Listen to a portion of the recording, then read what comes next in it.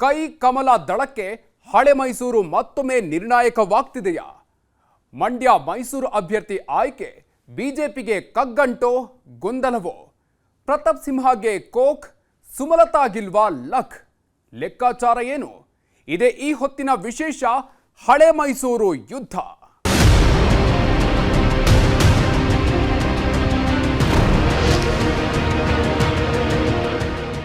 ಲೋಕಸಭಾ ಚುನಾವಣೆಗೆ ಚುನಾವಣಾ ಆಯೋಗ ಡೇಟ್ ಫಿಕ್ಸ್ ಮಾಡೋಕೆ ಜಸ್ಟ್ ಇನ್ನೊಂದೆರಡು ದಿನವಷ್ಟೇ ಬಾಕಿ ಇದೆ ಅನ್ನುವ ಮಾತಿದೆ. ಈ ನಡುವೆ ಕರ್ನಾಟಕದಲ್ಲಿ ಬಿಜೆಪಿ ಅಭ್ಯರ್ಥಿಗಳ ಆಯ್ಕೆ ಕಸರತ್ತು ಇನ್ನೂ ಮುಗಿದಿಲ್ಲ. ಆದರೆ ಹಳೆ ಮೈಸೂರು ಭಾಗ ಮಾತ್ರ ಮತ್ತೆ ಸದ್ದು ಮಾಡಲಾರಂಭಿಸಿದೆ. ಹಳೆ ಮೈಸೂರು ಭಾಗದ ಮೇಲೆ ಲೋಕಸಮರ ಗೆಲ್ಲೋ ಮೂಲಕ ಮತ್ತೆ ಹಿಡಿತ ಸಾಧಿಸೋಕೆ ಕೈ ಮತ್ತು ದೋಸ್ತಿಗಳು ಹಾತೊರಿತಾ ಇದ್ದು, ಅದೇ ಕಾರಣಕ್ಕೆ ಮಂಡ್ಯ ಮೈಸೂರು ಅಭ್ಯರ್ಥಿ ಆಯ್ಕೆ ಕಗ್ಗಂಟಾಗ್ತಿದೆ ಎನ್ನಲಾಗ್ತಾ ಇದೆ. ಅಷ್ಟಕ್ಕೂ ಮಂಡ್ಯ ಮೈಸೂರು ಅಭ್ಯರ್ಥಿಗಳ ಟಿಕೆಟ್ ಫೈಟ್ ಒಂದು ರೀತಿ ಹಳೆ ಮೈಸೂರು ಯುದ್ಧ ಎಂಬಂತಾಗಿರೋದೇಕೆ ಎಂಬುದನ್ನು ಹೇಳ್ತೀವಿ ನೋಡಿ. ಹಳೆ ಮೈಸೂರು ಮಹಾಯುದ್ಧಕ್ಕೆ ವೇದಿಕೆಯಾಗ್ತಿದೆ ಲೋಕ ಮಹಾಸಮರ. ಪ್ರಾಬಲ್ಯಕ್ಕಾಗಿ ಹಾತೊರೆಯುತ್ತಿದೆ ಕಾಂಗ್ರೆಸ್, ಬಿಜೆಪಿ, ಜನತಾದಳ.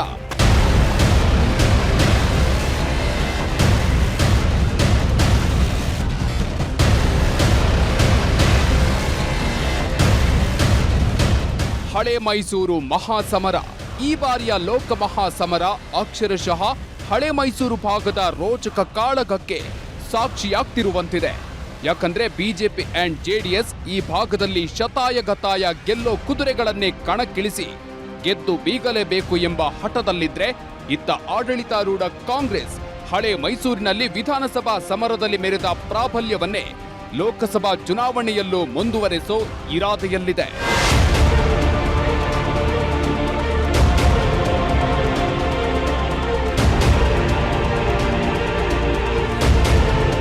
ಅದೇ ಕಾರಣಕ್ಕೆ ಮಂಡ್ಯದಲ್ಲಿ ಕೈಪಡೆ ಮಂಡ್ಯ ಜಿಲ್ಲಾ ಕೇಂದ್ರದಲ್ಲೇ ಗ್ಯಾರಂಟಿ ಸಮಾವೇಶದ ಮೂಲಕ ಮತದಾರರಿಗೆ ಮತ್ತಷ್ಟು ಹತ್ತಿರವಾಗೋ ಕೆಲಸಕ್ಕೆ ಕೈ ಹಾಕಿದೆ. ಇತ್ತೀಚೆಗಷ್ಟೇ ಮಳವಳ್ಳಿಯಲ್ಲಿ ಗ್ಯಾರಂಟಿ ಸಮಾವೇಶ ಮಾಡಿದ್ದ ಕೈಪಡೆ ಈಗ ಮಂಡ್ಯದಲ್ಲಿ ಸಮಾವೇಶ ನಡೆಸಿ ಮತ್ತಷ್ಟು ಮೈ ಕೊಡವಿಕೊಳ್ತಿದೆ. ಇನ್ನು ಇದೇ ವೇಳೆ ಪ್ರಮುಖವಾಗಿ ಆ ಹಳೆ ಮೈಸೂರು ಭಾಗದ 2 ಕ್ಷೇತ್ರಗಳೇ ಎಲ್ಲ ಪಕ್ಷಗಳ ಪಾಲಿಗೂ ನಿರ್ಣಾಯಕವಾಗಲಿದೆಯಾ ಎಂಬ ಚರ್ಚೆ ಶುರುವಾಗಿದೆ. ಮಂಡ್ಯ ಮೈಸೂರು ಗೆಲ್ಲೋದಿಕ್ಕೆ ಶುರುವಾಗಿದೆ ಇನ್ನಿಲ್ಲದ ಸರ್ಕಸ್. ಕಾಂಗ್ರೆಸ್ಗೆ ಪ್ರತಿಷ್ಠೆ, ಬಿಜೆಪಿ ದಳಕ್ಕೆ ಅಸ್ತಿತ್ವದ ಹೋರಾಟ. ಮಂಡ್ಯ ಮೈಸೂರು ಲೋಕಸಮರ ದಿನದಿಂದ ದಿನಕ್ಕೆ ಹತ್ತಿರವಾಗ್ತಲೇ ರಾಜ್ಯದಲ್ಲಿ ಭಾರೀ ಸಂಚಲನ ಸೃಷ್ಟಿಸ್ತಾ ಇರೋ ಪ್ರಮುಖ 2 ಕ್ಷೇತ್ರಗಳು. ಈ 2 ಕ್ಷೇತ್ರಗಳು ಹಳೆ ಮೈಸೂರು ಭಾಗಕ್ಕೆ ಬರುತ್ತವೆ ಅನ್ನೋದು ಮತ್ತೊಂದು ವಿಶೇಷ. ಇನ್ನು ಇಲ್ಲಿ ಕಾಂಗ್ರೆಸ್ ತನ್ನ ಪ್ರತಿಷ್ಠೆಗಾಗಿ ಹೋರಾಡ್ತಾ ಇದ್ರೆ, ಇತ್ತ ಬಿಜೆಪಿ ಜೆಡಿಎಸ್ ಅಸ್ತಿತ್ವಕ್ಕಾಗಿ ಹೋರಾಡ್ತಾ ಇವೆ. ಇದೇ ಕಾರಣಕ್ಕೆ ಈ 2 ಸ್ಥಾನಗಳಲ್ಲಿ ಅಪ್ಪಿತಪ್ಪಿಯು ಕಾಂಗ್ರೆಸ್ ಗೆಲ್ಲೋ ಯೋಚನೆ ಕೂಡ ಮಾಡಬಾರ್ದು ಎಂಬ ಕಾರಣಕ್ಕೆ ಅಳೆದು ತೂಗಿ ಅಭ್ಯರ್ಥಿ ಆಯ್ಕೆಯಲ್ಲಿ ತೊಡಗಿವೆ.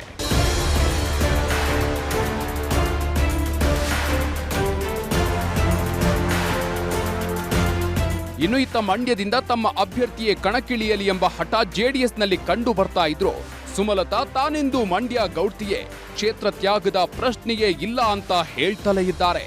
ಜೊತೆಗೆ ಮಂಡ್ಯದಲ್ಲಿ ಕಳೆದ ಕೆಲ ದಿನಗಳಲ್ಲೇ ಬರೋಬ್ಬರಿ 7 ಬಾರಿ ಪ್ರವಾಸ ನಡೆಸಿ ಜನಮನ ಸೆಳೆಯೋಕೆ ಮುಂದಾಗ್ತಿದ್ದಾರೆ. ಅದಕ್ಕೆ ಟಕ್ಕರ್ ಕೊಡುವಂತೆ ದಳಪತಿಗಳು ಕೂಡ ಸಾಲು ಸಾಲು ಮೀಟಿಂಗ್ ಮೂಲಕ ಸುಮಲತಾಗೆ ಟಾಂಗ್ ಕೊಡ್ತಿದ್ದಾರೆ. ಈ ನಡುವೆ ಮೈಸೂರು ಹಾಲಿ ಸಂಸದ ಪ್ರತಾಪ್ ಸಿಂಹಗೂ ಟಿಕೆಟ್ ಕೈ ತಪ್ಪಬಹುದು ಎಂಬ ಹೊಸ ಸುದ್ದಿ ಹರಿದಾಡ್ತಿದೆ. ಮಂಡ್ಯ ಅಭ್ಯರ್ಥಿ ಆಯ್ಕೆ ಕಗ್ಗಂಟಾಗಿರುವಾಗಲೇ ಮೈಸೂರಲ್ಲಿ ಗೊಂದಲ. ಹಾಲಿ ಸಂಸದ ಪ್ರತಾಪ್ ಸಿಂಹಗೆ ಟಿಕೆಟ್ ಮಿಸ್ ಎಂಬ ಭಾರೀ ಸುದ್ದಿ ಸದ್ದು. ಪ್ರತಾಪ್ ಸ್ಥಾನಕ್ಕೆ ಯದುವೀರ್ ಕಣಕ್ಕಿಳಿಸೋಕೆ ನಡೀತಿದ್ಯಾ ತಯಾರಿ? ಪ್ರತಾಪ್ ಸಿಂಹ ಕಳೆದ 10 ವರ್ಷಗಳಿಂದ ಮೈಸೂರು ಕೊಡಗು ಸಂಸದರಾಗಿ ಕೆಲಸ ಮಾಡ್ತಾ ಇರೋ ಪ್ರತಾಪ್ ಸಿಂಹ ಈ ಬಾರಿಯೂ ತಾವೇ ಬಿಜೆಪಿ ಅಭ್ಯರ್ಥಿ ಎಂಬ ವಿಶ್ವಾಸದಲ್ಲಿದ್ದಾರೆ. ಆದರೆ ಇತ್ತೀಚಿನ ದಿನಗಳಲ್ಲಿ ಪ್ರತಾಪ್ ಸಿಂಹಗೆ ಟಿಕೆಟ್ ಮಿಸ್ ಆಗೋ ಸಾಧ್ಯತೆ ಇದೆ ಎಂಬ ಸುದ್ದಿ ಸಾಕಷ್ಟು ಸದ್ದು ಮಾಡ್ತಾ ಇದ್ದು ಭಾರೀ ಸಂಚಲನ ಸೃಷ್ಟಿಸಿಬಿಟ್ಟಿದೆ.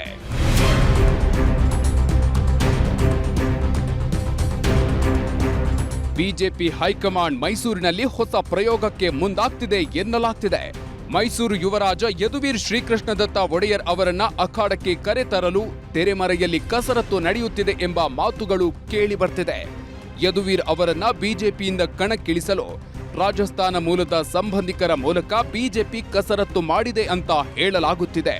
ಇನ್ನು ಇಲ್ಲಿ ಯದುವೀರ್ರನ್ನ ಕಣಕ್ಕಿಳಿಸೋಕೆ ಒಂದಷ್ಟು ಕಾರಣಗಳಿವೆ ಎನ್ನಲಾಗ್ತಿದೆ.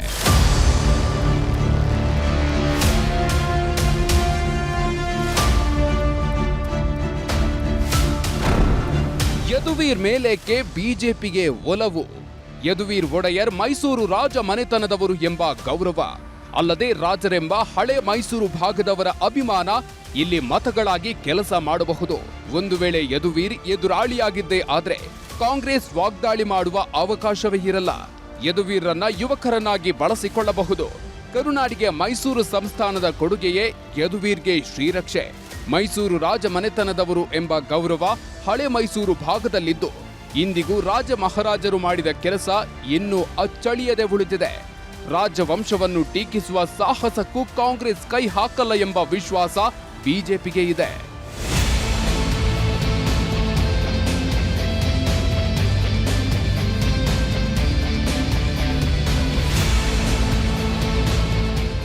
ಹೀಗೆ ಯದುವೀರ್ ಬಗ್ಗೆ ಒಂದಷ್ಟು ಆಸಕ್ತಿ ತೋರುತ್ತಿರುವ ಬಿಜೆಪಿಗೆ ಪ್ರತಾಪ್ ಸಿಂಹ ವಿಚಾರವಾಗಿಯೂ ಒಂದಷ್ಟು ಅಭಿಪ್ರಾಯಗಳಿವೆ ಎನ್ನಲಾಗ್ತಿದೆ.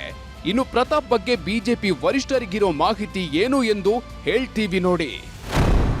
ಪ್ರತಾಪ್ ಸಿಂಹ ಬಗ್ಗೆ ವಿರೋಧವೇಕೆ? ಸಂಸದ ಪ್ರತಾಪ್ ಸಿಂಹ ಮತ್ತೆ ಸ್ಪರ್ಧಿಸೋ ಕುರಿತು ಸ್ಥಳೀಯ ಕಾರ್ಯಕರ್ತರು, ಮುಖಂಡರ ವಿರೋಧವಿದೆ ಎನ್ನಲಾಗ್ತಿದೆ.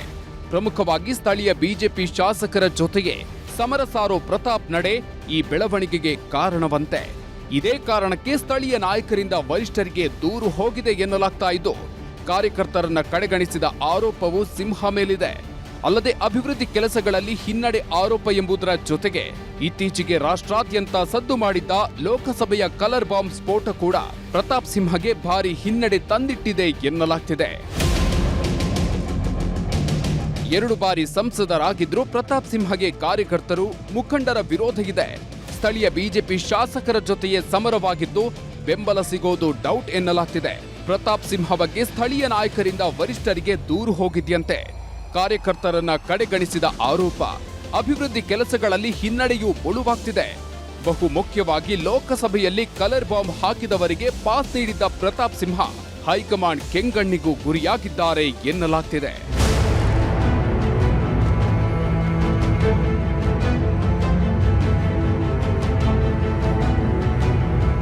ಇನ್ನು ಹೀಗೆ ಬಿಜೆಪಿಯಲ್ಲಿ ತಮಗೆ ಟಿಕೆಟ್ ಮಿಸ್ ಆಗಬಹುದು ಎಂಬ ವಿಚಾರಕ್ಕೆ ರಿಯಾಕ್ಟ್ ಮಾಡಿದ ಸಂಸದ ಸಿಂಹ ತಮ್ಮನ್ನ ಹೈಕಮಾಂಡ್ ಅದ್ಹೇಗೆ ಮತ್ತೆ ಪರಿಗಣಿಸುತ್ತೆ ಎಂಬುದಕ್ಕೂ ಸ್ಪಷ್ಟನೆ ನೀಡಿದ್ರು. ಮೊನ್ನೆ ಪಾರ್ಟಿನಲ್ಲಿ ಅಭಿಪ್ರಾಯ ಸಂಗ್ರಹಣೆ ಇತ್ತು, ಯಾರ್ಯಾರಿಗೆ ಎಷ್ಟೆಷ್ಟು ವೋಟ್ ಬಂದಿದೆ ಅಂತ ಕೇಳಿ. ಅದರಲ್ಲಿ ಪಾರ್ಟಿ ಕಾರ್ಯಕರ್ತರು ಯಾರು ಬೇಕು ಅನ್ನೋದನ್ನು ಅದರ ಅಭಿಪ್ರಾಯ ವ್ಯಕ್ತಪಡಿಸಿದ್ದಾರೆ. ಆ ಶೀಟ್ಗಳಲ್ಲಿ ಬರೆದಿದ್ದಾರೆ ಯಾರು ಒಬ್ಬೊಬ್ಬ ವ್ಯಕ್ತಿ, ಆ ವ್ಯಕ್ತಿ ಎದುರುಗಡೆ ಆ ವ್ಯಕ್ತಿ ಯಾರಿಗೆ ತನ್ನ ಪ್ರೀತಿಯನ್ನು ವ್ಯಕ್ತಪಡಿಸಿದ್ದಾರೆ ಅನ್ನೋದು ಬರೆದಿದ್ದಾರೆ. ಆ ಶೀಟನ್ನು ನೀವು ನೋಡಿಬಿಟ್ರೆ ಗೊತ್ತಾಗುತ್ತೆ, ಆಯಿತಾ. ಅದರೊಳಗಡೆ ಎಷ್ಟು ಜನ ನನ್ನ ಪರವಾಗಿ ಕೈ ಎತ್ತಿದ್ದಾರೆ ಅಂತ ಗೊತ್ತು. BJP ಕಾರ್ಯಕರ್ತರು ಖುಷಿ ಪಡುವಂಥ ಲೀಡ್ರ್ ಯಾರು ಇತ್ತು ಅಂತಂದರೆ ಈ ಭಾಗದಲ್ಲಿ ನಾನೇ. ಪ್ರತಿಯೊಂದು ಹಿಂದುತ್ವದ ವಿಚಾರ ಬಂದರೆ ನಾನು ನಿಂತಿದ್ದೀನಿ. ಈ ಭಾಗದಲ್ಲಿ ಹನುಮಾನ್ ಜಯಂತಿ ಅನ್ನೋದು ಇತ್ತು ಅಂತಂದರೆ ಇವತ್ತು ಇಷ್ಟು ದೊಡ್ಡ ಪ್ರಮಾಣದಲ್ಲಿ ನಡೀತು ಅಂದರೆ ಅದಕ್ಕೆ ಪ್ರತಾಪ್ ಸಿಂಹ ಕಾರಣ ಇದ್ದಾನೆ. ಅದಕ್ಕೋಸ್ಕರ 2 ಕ್ರಿಮಿನಲ್ ಕೇಸ್ ಹಾಕ್ಸ್ಕೊಂಡಿದ್ದೀನಿ ನಾನು. ನನ್ನನ್ನು ಹೋಗಿ ಸ್ಟೇಷನಲ್ಲಿ ಕೂರಿಸ್ಕೊಂಡಿದ್ದಾರೆ. ನನ್ನನ್ನು ಸಬ್ ಸ್ಟೇಷನ್ ಒಳಗಡೆ ಬೆಳಗಿಂದ ಸಂಜೆವರೆಗೂ ಕೊಳಿಸಿದ್ದಾರೆ. ನನ್ನ ಮೇಲೆ ಕೇಸ್ ಹಾಕಿ ನನ್ನನ್ನು ಟಾರ್ಗೆಟ್ ಮಾಡಿದ್ದಾರೆ. ಎಲ್ಲದೂ ಮಾಡಿದ್ದೀನಿ. ಇವತ್ತು ಕ್ಯಾತ್ಮಾರ್ನಲ್ಲಿ ಒಂದು ಗಲಾಟೆ ಆಯಿತು ಅಂತ ಹೇಳಿದರೆ ಕಾಲು ಬರೋದು ಪ್ರತಾಪ್ ಸಿಂಹಂಗೆ. ನೀನು ಬರಬೇಕು ಅಣ್ಣ ಅಂತಾರೆ. ಊರಲ್ಲಿ ಯಾವುದೇ ಸಮಸ್ಯೆ ಆಗಲಿ ಪ್ರತಾಪ್ ಸಿಂಹನ ಕರೀತಾರೆ. ಯಾಕೆ ಗೊತ್ತಾ? ಪ್ರತಾಪ್ ಸಿಂಹ ರೂಲರ್ ಅಲ್ಲ, ಪ್ರತಾಪ್ ಸಿಂಹ ಕೆಲಸಗಾರ. ಮೈಸೂರು ಜನ ಇಲ್ಲಿ ಭಾಳ ವರ್ಷಗಳಿಂದ ಇಲ್ಲಿ ನೋಡಿದ್ದಾರೆ ರೂಲರ್ಸನ್ನು ಕೂಡ. ಆದರೆ ಮೈಸೂರು ಜನಕ್ಕೆ ಬೇಕಾಗಿರೋದು ಕೆಲಸಗಾರನ್ನ ಅವರು ಕೈ ಹಿಡಿತಾರೆ ಅಂತ ನನಗೆ ವಿಶ್ವಾಸ ಇದೆ. ಇದಿಷ್ಟೇ ಅಲ್ಲದೆ ಪ್ರತಾಪ್ ಸಿಂಹ ಇನ್ನೂ ಒಂದು ವಿಚಾರವನ್ನ ಪ್ರಸ್ತಾಪಿಸಿದ್ರು. ಅದೇನಂದ್ರೆ ಮೈಸೂರಿನಲ್ಲಿ ಪ್ರತಾಪ್ ಸಿಂಹನನ್ನ ಫೇಸ್ ಮಾಡೋಕೆ ತಾಕತ್ತಿಲ್ಲ, ಅದಕ್ಕೆ ಈ ರೀತಿ ಸೀನ್ ಕ್ರಿಯೇಟ್ ಮಾಡ್ತಿದ್ದಾರೆ ಅಂದ್ರು. 135 ಸೀಟನ್ನು ಗೆದ್ದಿರೋಂಥ ಕಾಂಗ್ರೆಸ್ಸಿಗೆ ಮುಖ್ಯಮಂತ್ರಿಗಳ ತವರು ಜಿಲ್ಲೆಯಲ್ಲಿ ಕ್ಯಾಂಡಿಡೇಟ್ ಹುಡ್ಕೋಕ್ಕಾಗ್ತಾ ಇಲ್ಲ ಅಂತಂದರೆ ಅದು ಪ್ರತಾಪ್ ಸಿಂಹನ ಶಕ್ತಿನ ತೋರಿಸುತ್ತೆ. ಅವನು ಎಷ್ಟು ಫಾರ್ಮಿಡಬಲ್ ಕ್ಯಾಂಡಿಡೇಟ್ ಅನ್ನೋದನ್ನು ತೋರಿಸುತ್ತೆ. ಇದಕ್ಕಿಂತ ಕಾಂಗ್ರೆಸ್ನವರೇ ಸರ್ಟಿಫಿಕೇಟ್ ಕೊಟ್ಬಿಟ್ಟಿದ್ದಾರೆ. ಈಗ ಅವರಿಗೆ ಕ್ಯಾಂಡಿಡೇಟ್ ಹುಡ್ಕೊಳ್ಳೋಕ್ಕಾಗ್ದಲೇ ತಿಣ್ಕಾಡ್ತಿದ್ದಾರೆ. ಅಂಥ ಒಂದು ಪರಿಸ್ಥಿತಿ ಕಾಂಗ್ರೆಸ್ಸಿಗೆ. ಇದು ಏನಕ್ಕೆ ಇದು ಅಂಥ ಪರಿಸ್ಥಿತಿ ಬಂದಿದೆ? ಪ್ರತಾಪ್ ಸಿಂಹನ ಸೋಲ್ಸೋಕ್ಕಾಗಲ್ಲ ಅಂತ. ಹಾಗಾಗಿ ಖಂಡಿತ ನನ್ನ ಕೈ ಹಿಡಿತಾರೆ. ಆಮೇಲೆ ಈ ಭಾಗದಲ್ಲಿ ಪ್ರತಾಪ್ ಸಿಂಹನ ಸೋಲ್ಸೋಕ್ಕಾಗಲ್ಲ ಅಂತ ಕಾಂಗ್ರೆಸ್ಸಿಗೆ ಗೊತ್ತಿದೆ. ಪ್ರತಾಪ್ ಸಿಂಹ ಗೆದ್ದಾದ ಕೂಡಲೇ ಅಲ್ಲಾಡೋದು ಮುಖ್ಯಮಂತ್ರಿ ಸಿದ್ದರಾಮಯ್ಯನವರ ಸೀಟು ಅಂತೂ ಗೊತ್ತಿದೆ. ಈ ರೀತಿ ತಮಗೆ ಈ ಬಾರಿ ಏನಂದ್ರೂ ಟಿಕೆಟ್ ಮಿಸ್ ಆಗಲ್ಲ ಅಂತ ಪ್ರತಾಪ್ ಸಿಂಹ ಅತ್ಯಂತ ಕಡ್ಡಿ ತುಂಡಾದಂತೆ ಹೇಳುವ ಆತ್ಮವಿಶ್ವಾಸ ವ್ಯಕ್ತಪಡಿಸುತ್ತಿದ್ರೆ, ಅತ್ತ ಇದೇ ವಿಚಾರವಾಗಿ ಜೆಡಿಎಸ್ ನಾಯಕರು ರಿಯಾಕ್ಟ್ ಮಾಡಿದ್ದಾರೆ.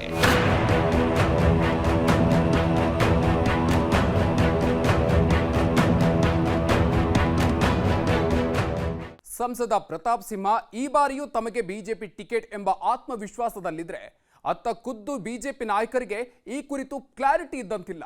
ಆದರೆ ಈ ವಿಚಾರದಲ್ಲಿ ಜೆಡಿಎಸ್ ನಾಯಕರು ಮಾತ್ರ ಪ್ರತಾಪ್ ಸಿಂಹ ಪರವಾಗಿ ಭರ್ಜರಿಯಾಗಿ ಬ್ಯಾಟ್ ಬೀಸ್ತಿದ್ದಾರೆ. ಪ್ರತಾಪ್ ಸಿಂಹ ಟಿಕೆಟ್ ಬಗ್ಗೆ ರಾಜ್ಯ ನಾಯಕರಿಗಿಲ್ವ ಕ್ಲೂ? ಏನೇ ಆದ್ರೂ ಪ್ರತಾಪ್ ಸಿಂಹಗೆ ಈ ಬಾರಿ ಮೈಸೂರು ಕೊಡಗು ಟಿಕೆಟ್. ಸಿಂಹ ಪರ ಭರ್ಜರಿಯಾಗಿ ಬ್ಯಾಟ್ ಬೀಸಿದ್ರ ಜಿಟಿ ದೇವೇಗೌಡ.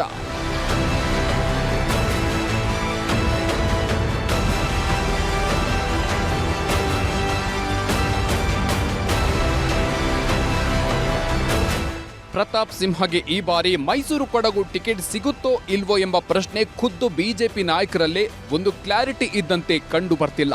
ಯಾಕಂದ್ರೆ ಈ ವಿಚಾರ ಪ್ರಸ್ತಾಪಿಸಿದ್ರೆ ರಾಜ್ಯಾಧ್ಯಕ್ಷ ವಿಜಯೇಂದ್ರ 4 ಗೋಡೆ ಮಧ್ಯೆ ಅನೇಕ ವಿಚಾರ ಚರ್ಚೆಯಾಗಿದೆ, ಅದನ್ನು ಬಹಿರಂಗಪಡಿಸಲು ಸಾಧ್ಯವಿಲ್ಲ ಎಂದಿದ್ದಾರೆ. 4 ಗೋಡೆ ಮಧ್ಯೆ ಏನು ಚರ್ಚೆ ಆಗಿದೆ ನನ್ನ ಹೊರಗಡೆ ಹೇಳೋದಕ್ಕೆ ಸಾಧ್ಯ ಇಲ್ಲ. ಆದರೆ ಉತ್ತಮ ಗೆಲ್ತಕ್ಕಂಥ ಅಭ್ಯರ್ಥಿಗಳನ್ನ ಈ ಬಾರಿ ಎಲ್ಲ 28 ಕ್ಷೇತ್ರ ಕೊಡ್ತಾರೆ. ಇನ್ನು ಇದೇ ವಿಚಾರವಾಗಿ ರಿಯಾಕ್ಟ್ ಮಾಡಿರೋ ಕೇಂದ್ರ ಸಚಿವ ಹಾಗೂ ಬಿಜೆಪಿ ಹೈಕಮಾಂಡ್ಗೆ ಆಪ್ತರು ಆಗಿರೋ ಪ್ರಹ್ಲಾದ್ ಜೋಶಿ ಊಹಾಪೋಹಗಳಿಗೆ ಉತ್ತರ ಕೊಡುವುದಿಲ್ಲ ಅಂತ ಹೇಳಿದ್ದಾರೆ. ಯಾವ ಹಿರಿಯ 8ನೇ ಸರ್ತಿ ಆದವರಿಗೂ ಕೊಟ್ಟಿದ್ದಾರೆ, 2ನೇ ಸರ್ತಿ ಆದವರಿಗೂ ತಪ್ಪಿಸಿದ್ದಾರೆ. ನಾ ಹೇಳಿದ್ನಲ್ಲ, ಯಾವುದಕ್ಕೂ ಊಹಾಪೋಹಗಳಿಗೆ ಉತ್ತರ ಕೊಡ್ಲಿಕ್ಕೆ ಸಾಧ್ಯ ಇಲ್ಲ. ವೀರೇಂದ್ರ ಕುಮಾರ್ ಅವರು ಉದಾಹರಣೆಗೆ ನಾ ಹೇಳೋದು, ವೀರೇಂದ್ರ ಕುಮಾರ್ ಅವರು 8ನೇ ಸರ್ತಿ ಟಿಕೆಟ್ ಸಿಕ್ಕಿಲ್ವಾ, ಇದಕ್ಕೆ ಅರ್ಥ ಇಲ್ಲ. ಅನಗತ್ಯ ಊಹಾಪೋಹಗಳು ಅವು ಎಲ್ಲವನ್ನೂ ಸಹಿತ ನಮ್ಮ ರಾಷ್ಟ್ರೀಯ ನಾಯಕರು ಸೂಕ್ತವಾಗಿ ಎಲ್ಲರಿಗೆ ಏನು ಮಾತಾಡಬೇಕು ಒಂದ್ಸರ್ತೆ ಫೈನಲ್ ತೀರ್ಮಾನ ಅಂತ ಎಲ್ಲರಿಗೂ ಮಾತಾಡಿ ಸಮಾಧಾನ ಪಡಿಸುವಂತ ವ್ಯವಸ್ಥೆ ನಮ್ಮ ಪಕ್ಷದಲ್ಲಿದೆ, ಅದನ್ನು ನಾವು ಮಾಡ್ತೀವಿ. ಹೀಗೆ ಬಿಜೆಪಿ ನಾಯಕರು ಕೊಡ್ತಾ ಇರೋ ಹೇಳಿಕೆಗಳನ್ನ ಗಮನಿಸಿದ್ರೆ ಪರೋಕ್ಷವಾಗಿ ಪ್ರತಾಪ್ ಸಿಂಹಗೆ ಟಿಕೆಟ್ ಮಿಸ್ ಆಗೋ ಸುಳಿವು ನೀಡಿದ್ದಾರಾ ಎಂಬ ಅನುಮಾನ ಮೂಡಿದೆ ಕೂಡ. ಇನ್ನು ಮೈಸೂರು ಕೊಡಗು ಕ್ಷೇತ್ರಕ್ಕೆ ಪ್ರತಾಪ್ ಸಿಂಹ, ಅಪ್ಪಚ್ಚು ರಂಜನ್, ಮೈಸೂರು ಮಹಾರಾಜ ಯದುವೀರ್ ಕೃಷ್ಣದತ್ತ ಚಾಮರಾಜ ಒಡೆಯರ್ ಅವರ ಹೆಸರು ಚರ್ಚೆಯಲ್ಲಿದ್ರೆ ಬಿಜೆಪಿ ಟಿಕೆಟ್ ಆಕಾಂಕ್ಷಿಯಾಗಿದ್ದಾರೆ. ಅಲ್ಲಿಗೆ ಮೈಸೂರು ಕೊಡಗು ಕ್ಷೇತ್ರದ ಬಿಜೆಪಿ ಟಿಕೆಟ್ ಸಾಕಷ್ಟು ಕುತೂಹಲ ಮೂಡಿಸಿದೆ. ಇನ್ನು ಇಲ್ಲಿ ಅಚ್ಚರಿ ಎನ್ನುವಂತೆ ಸಂಸದ ಪ್ರತಾಪ್ ಸಿಂಹಗೆ ಈ ಬಾರಿ ಟಿಕೆಟ್ ಗ್ಯಾರಂಟಿ ಬಗ್ಗೆ ಖುದ್ದು ಬಿಜೆಪಿ ನಾಯಕರಿಗೆ ಕ್ಲಾರಿಟಿ ಇಲ್ಲದಿರೋ ವೇಳೆಯಲ್ಲೇ ಅತ್ತ ಜೆಡಿಎಸ್ ನಾಯಕ ಚಾಮುಂಡೇಶ್ವರಿ ಕ್ಷೇತ್ರದ ಶಾಸಕ ಜಿಟಿ ದೇವೇಗೌಡ ಪ್ರತಾಪ್ ಸಿಂಹ ಪರ ಬ್ಯಾಟ್ ಬೀಸಿದಂತಿದೆ. ಪ್ರತಾಪ್ ಸಿಂಹ 2 ಬಾರಿ ಲೋಕಸಭಾ ಸದಸ್ಯರಾಗಿದ್ದಾರೆ. 2 ಬಾರಿನೂ ಅವ್ರನ್ನ ಬೆಂಬಲಿಸಿದ್ದೀನಿ. 10 ವರ್ಷ ಒಳ್ಳೆ ಕೆಲಸ ಮಾಡಿದ್ದಾರೆ, ಅಭಿವೃದ್ಧಿ ಕೆಲಸಗಳನ್ನು ಕೂಡ ಮಾಡಿದ್ದಾರೆ, ಒಳ್ಳೆ ಹೆಸರು ಕೂಡ ಗಳಿಸಿದ್ದಾರೆ. ಅದರಿಂದ ಎಲ್ಲರೂ ಪ್ರತಾಪ್ ಸಿಂಹ ಅವರಿಗೆ ಟಿಕೆಟ್ ಸಿಗುತ್ತೆ ಅನ್ನೋ ನಂಬಿಕೆ ಮೇಲೆ ಇದ್ದಾರೆ. ಇನ್ನು ಪ್ರತಾಪ್ ಸಿಂಹ ಮಾತ್ರ ಕ್ಷೇತ್ರಕ್ಕಾಗಿ ಎಲ್ಲವನ್ನೂ ಮಾಡಿದ್ದೀನಿ, ಮುಂದೆ ಸಾಕಷ್ಟು ಯೋಜನೆಗಳಿಗೆ ಬ್ಲೂ ಪ್ರಿಂಟ್ ರೆಡಿ ಮಾಡಿಕೊಂಡಿದ್ದೇನೆ, ಹೀಗಿರುವಾಗ ತಮಗೆ ಟಿಕೆಟ್ ತಪ್ಪಲು ಹೇಗೆ ಸಾಧ್ಯ ಅಂತ ಪ್ರಶ್ನಿಸಿದ್ದಾರೆ. ಕ್ರಿಮಿನಲ್ ಕೇಸ್ಗಳು ಹಾಕ್ಸ್ಕೊಂಡಿದ್ದೀನಿ ಹಿಂದುತ್ವಕ್ಕೋಸ್ಕರ, ಎಲ್ಲ ಕೆಲಸನೂ ಮಾಡಿದ್ದೀನಿ, ಅಭಿವೃದ್ಧಿನೂ ಕೂಡ ಶ್ರೀರಕ್ಷೆಯಾಗಿದೆ. ಇದ್ರ ಹೊರತಾಗಿ ಒಬ್ಬ ಸಂಸದನಾಗಿ ಇನ್ನೇನು ಮಾಡಬೇಕಿತ್ತು, ಏನಾದ್ರು ಬೇರೆ ಇನ್ನೇನಾದ್ರು ಮಾಡಬೇಕಿತ್ತು ಅಂತಂದರೆ ಇಂಥ ಕೆಲಸ ನೀವು ಮಾಡಿಲ್ಲ ಅಂತೇಳಿ. ಫ್ಯೂಚರಲ್ಲಿನೂ ಕೂಡ ಮೆಟ್ರೋ ತರ್ತೀನಿ ಅಂತ ಹೇಳಿದ್ದೀನಿ, ಔಟರ್ ಪೆರಿಫೆರಲ್ ರಿಂಗ್ ರೋಡ್ ತರ್ತೀನಿ ಅಂತ ಹೇಳಿದ್ದೀನಿ, ಗ್ರೇಟರ್ ಮೈಸೂರು ಮಾಡ್ತೀನಿ ಅಂತ ಹೇಳಿದ್ದೀನಿ, ಇಂಟರ್ನ್ಯಾಷನಲ್ ಕ್ರಿಕೆಟ್ ಸ್ಟೇಡಿಯಂ ಮಾಡ್ತೀನಿ ಅಂತ ಹೇಳಿದ್ದೀನಿ. ಬರೀ ಇವೆಲ್ಲ ಘೋಷಣೆ ಅಲ್ಲ, DPR ಮಾಡಿಸ್ತಾ ಇದ್ದೀನಿ, ಕ್ರಿಕೆಟ್ ಸ್ಟೇಡಿಯಂ ಮಾಡಲಿಕ್ಕೆ 26 ಎಕರೆ ಜಾಗನೂ ಹುಡುಕಿದ್ದೀನಿ, ಗ್ರೇಟರ್ ಮೈಸೂರು ಮಾಡಲಿಕ್ಕೋಸ್ಕರವಾಗಿ ಆಲ್ರೆಡಿ ನಮ್ಮ ಪ್ಲಾನಿಂಗು ಎಲ್ಲ ವ್ಯವಸ್ಥೆಗಳು ನಡೆದು ಕಾರ್ಪೊರೇಷನಲ್ಲಿ ಅದರದ್ದು ಒಂದು ವಿಧೇಯಕನೇ ತಗೊಂಡು ಮಂಡ್ಸಕ್ಕೆ ಅಂತ ಬಂದ್ಬಿಟ್ಟು ಕಾಂಗ್ರೆಸ್ನವ್ರು ಕೈ ಕೊಟ್ಟಿದ್ರಿಂದ ಅದು ಹಾಗೆ ಪೆಂಡಿಂಗಲ್ಲಿದೆ. ಎಲ್ಲ ಕೆಲಸ ಮಾಡಿದ್ದೀನಿ, ಮೆಟ್ರೋನು ತಂದೆ ತರ್ತೀನಿ, ಮೈಸೂರು ಬೆಂಗಳೂರು ನಡುವೆ ಡಬ್ಲಿಂಗ್ ಆಗಿದೆ, ಇವಾಗ ಅದನ್ನು 4 ಲೈನಿಂಗ್ ಮಾಡಿಸ್ತಾ ಇದ್ದೀನಿ. ಅದು ಇವೆಲ್ಲ ಯೋಜನೆಗಳು ಮಾಡಿದ್ದೀನಿ. ಇದಕ್ಕಿಂತ ಇನ್ನೇನು ಮಾಡಬೇಕು? ಅಥವಾ ನನಗಿಂತ ಯಾರು ಜಾಸ್ತಿ ಸಾಧನೆ ಮಾಡಿರೋಂಥ ಸಂಸದರು ಯಾರು ಇತ್ತು ಅಂದರೆ ನೀನು ಅವನಷ್ಟು ಮಾಡ್ಬೋದಿತ್ತು ಅಂತ ಹೇಳಿ ನಾನು ಒಪ್ಕೋತೀನಿ. ಈ ಎಲ್ಲ ಬೆಳವಣಿಗೆಯ ನಡುವೆ ಅತ್ತ ವಿಪಕ್ಷ ನಾಯಕ ಆರ್ ಅಶೋಕ್, ನಮ್ಮಲ್ಲಿ ಯಾವುದೇ ಗೊಂದಲಗಳಿಲ್ಲ, ಪಕ್ಷ ಯಾರಿಗೆ ಟಿಕೆಟ್ ಕೊಟ್ಟರೂ ಗೆಲ್ಲಿಸಿಕೊಂಡು ಬರೋ ಜವಾಬ್ದಾರಿ ಎಲ್ಲರ ಮೇಲಿದೆ ಅಂತ ಹೇಳಿದ್ರು. ಇವತ್ತು 6 ಗಂಟೆಗೆ ದೆಹಲಿಗೆ ನಮ್ಮನ್ನು ಕರೆದಿದ್ರು. ಕಾರಣಾಂತರದಿಂದ ಸಭೆ ಮುಂದೆ ಹೋಗಿದೆ. ಫೋನಲ್ಲಿ ನಿರಂತರವಾದಂಥ ಸಂಪರ್ಕವನ್ನು ಇಟ್ಕೊಂಡಿದ್ದೀರಿ. ಸೊ ಕರ್ನಾಟಕದ 28 ಕ್ಷೇತ್ರದ ಅಭ್ಯರ್ಥಿಗಳು ಯಾರಾಗಬೇಕು ಅನ್ನೋ ಬಗ್ಗೆ ಸುದೀರ್ಘವಾದಂಥ ಚರ್ಚೆ ಸಂವಾದಗಳು ನಡೀತಾ ಇದೆ. ಯಾರೇ ಕೊಟ್ಟರು ಸಹ BJP ಅಭ್ಯರ್ಥಿ ಯಾರೇ ಆದ್ರೂ ಕೂಡ ನಮ್ಮ ಕಾರ್ಯಕರ್ತರು ಒಗ್ಗಟ್ಟಿನಿಂದ ಕೆಲಸ ಮಾಡ್ತಾರೆ. ಆ ಪದ್ಧತಿ ನಮ್ಮದೊಂದು cadre base party.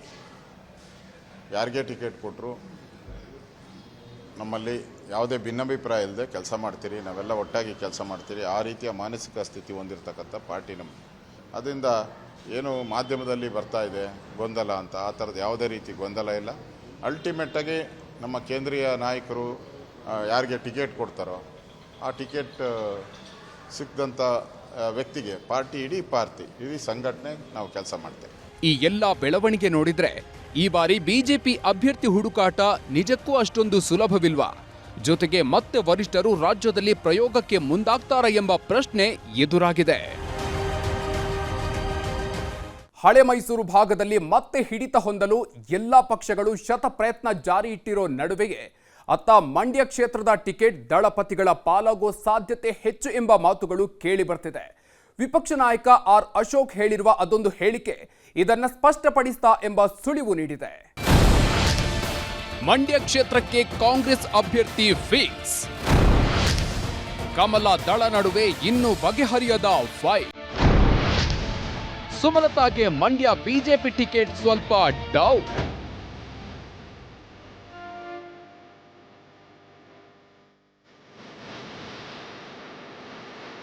Mysuru Kodagu ಕ್ಷೇತ್ರಕ್ಕೆ ಬಿಜೆಪಿಯಿಂದ ಅಭ್ಯರ್ಥಿ ಆಯ್ಕೆ ಇನ್ನೂ ಬಗೆಹರಿಯದಂತಾಗಿದ್ರೆ ಇತ್ತ ಮಂಡ್ಯ ಟಿಕೆಟ್ ಮಾತ್ರ ಕೇವಲ ಕಗ್ಗಂಟೇನಾ ಎನ್ನುವಂತಾಗಿದೆ. ಎಲ್ಲಿ ಮಂಡ್ಯ ಟಿಕೆಟ್ ಜೆಡಿಎಸ್ ಪಾಲಾಗುತ್ತೋ ಎಂಬ ಆತಂಕದಲ್ಲಿರೋ ಸುಮಲತಾ ಅದಾಗಲೇ ಕಳೆದೊಂದು ತಿಂಗಳಲ್ಲಿ ಅನೇಕ ಬಾರಿ ಮಂಡ್ಯ ಕ್ಷೇತ್ರ ಯಾತ್ರೆ ಮಾಡಿದ್ದಾರೆ. ಅದೆಲ್ಲದರ ನಡುವೆ ಸಂಸದೆ ಸುಮಲತಾಗೆ ಬಿಜೆಪಿ ಟಿಕೆಟ್ ಸ್ವಲ್ಪ ಹೆಚ್ಚೇ ಡೌಟಾ ಎಂಬ ಚರ್ಚೆಯೂ ಶುರುವಾಗಿದೆ. ಅದಕ್ಕೆ ಕಾರಣವಾಗಿರೋದು ವಿಪಕ್ಷ ನಾಯಕ ಆರ್ ಅಶೋಕ್ ಕೊಟ್ಟಿರೋ ಅದೊಂದು ಚಿಕ್ಕ ಸುಳಿವು.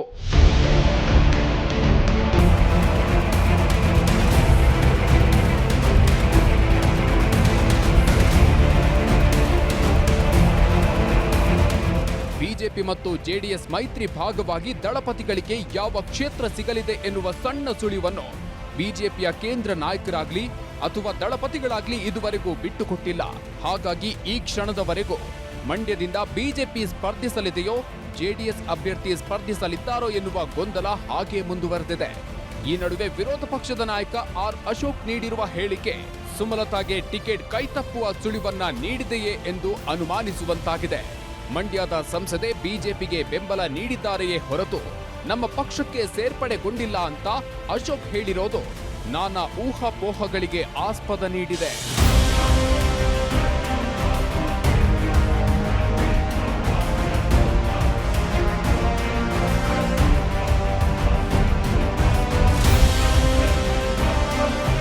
ಸುಮಲತಾ ಅವರು ಸ್ಪರ್ಧೆ ಮಾಡಿಯೇ ಮಾಡುತ್ತೇನೆ ಅಂತ ಹೇಳಿರೋದು ಅವರಿಗೆ ಬಿಟ್ಟ ವಿಚಾರ.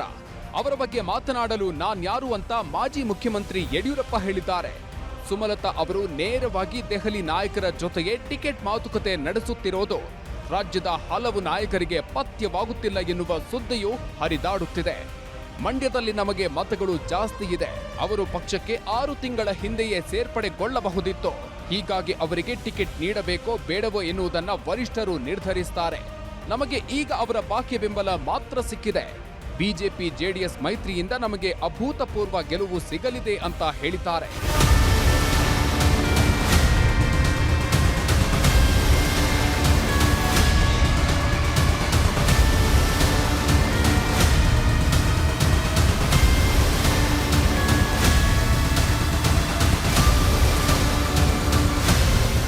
ಇದೆಲ್ಲದರ ನಡುವೆ ಮಂಡ್ಯದಲ್ಲಿ ಗ್ಯಾರಂಟಿ ಸಮಾವೇಶ ನಡೆಸಿದ ಕೈ ಪಡೆ ಮಂಡ್ಯದ ತಮ್ಮ ಅಭ್ಯರ್ಥಿಯನ್ನ ಭರ್ಜರಿಯಾಗಿ ಪರಿಚಯಿಸಿದೆ. ಆ ಮೂಲಕ ಮಂಡ್ಯ ಅಖಾಡದಿಂದ ತಾವು ಅದಾಗಲೇ ತೊಡೆ ತಟ್ಟಿದ್ದೀವಿ ಎಂಬ ಸಂದೇಶ ರವಾನೆಯಾಗಿದೆ. ಇದು ಕೈ ಕಥೆಯಾದ್ರೆ ದಳಪತಿಗಳು ಮೈತ್ರಿ ಅಭ್ಯರ್ಥಿಯಾಗಿ ಸಿಎಸ್ ಪುಟ್ಟರಾಜು ಕಣಕ್ಕಿಳಿಸೋ ಸಿದ್ಧತೆ ಆರಂಭಿಸಿದಂತಿದೆ. ಒಟ್ಟಾರೆ ಮಂಡ್ಯ ಮೈಸೂರು ಮೂಲಕ ಹಳೆ ಮೈಸೂರು ಭಾಗದಲ್ಲಿ ಆಧಿಪತ್ಯಕ್ಕಾಗಿ ಹೋರಾಡ್ತಾ ಇರೋ ಕಾಂಗ್ರೆಸ್ ಕಮಲ ದಳದಿಂದ ಈ ಬಾರಿ ರಣಕಣ ಹಿಂದೆಂದಿಗಿಂತಲೂ ಹೈ ವೋಲ್ಟೇಜ್ ಹೆಚ್ಚಿಸಿಕೊಂಡಿರೋದಂತೂ ಸತ್ಯ.